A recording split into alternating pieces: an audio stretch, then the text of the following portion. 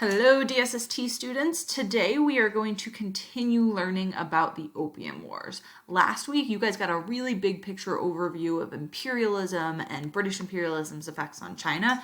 This week we're going to focus specifically on the First and the Second Opium Wars and how they influenced China. To start, because today we are on your 518 lesson, we are always going to start with our do now. So click here, go to our do now, complete the do now, and then hit submit to see your score. After you are done with that, we're going to go over to our stream, go to our 518 collaboration question that asks, what impacts do drugs have on a society? Consider social, political, and economic impacts. So for example, if people are using drugs in a society, what impact does that have on the culture? And for example, technological advancements, or perhaps just the daily lives of people, what are the overall impacts that it can have on a society? Type those right here. Additionally, if you want to consider economic impacts, you can think about if people are spending their money on drugs, what are they not spending their money on? What parts of society are struggling economically because all of that money is going into drugs? Once you are done with your collaboration question, we're going to go back to classwork, scroll down, and get to our 518 lesson. Open up that agenda. Okay, so like I said, describing the First Opium War. What was the outcome? How did it affect China? Then we are going to go through. You're already watching the video. This page here is just to help clarify what you learned last week versus this week. Like I said, last week was a big picture overview of imperialism. It was about the British Empire, the Qing dynasty, like big picture about opium being smuggled into China. This week, we're going to really focus on the connection between the demand for tea and how that fueled the Opium Wars, and then focus on the First and then the Second Opium War. So that's just for you to look at. There's nothing you need to do. Here, as always, you're just going to click, watch the video, answer these questions.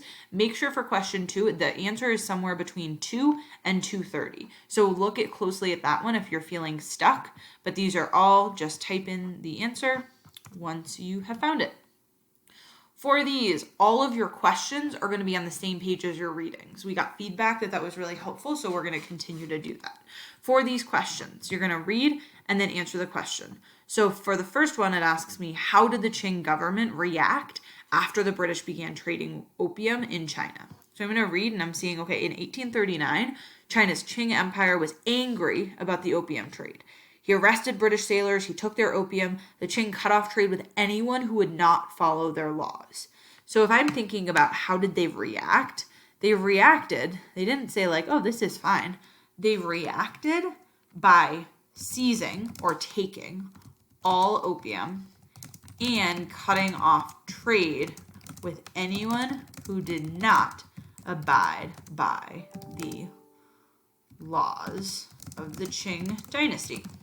I'm going to delete that so that you guys don't accidentally have that in your work. Type here.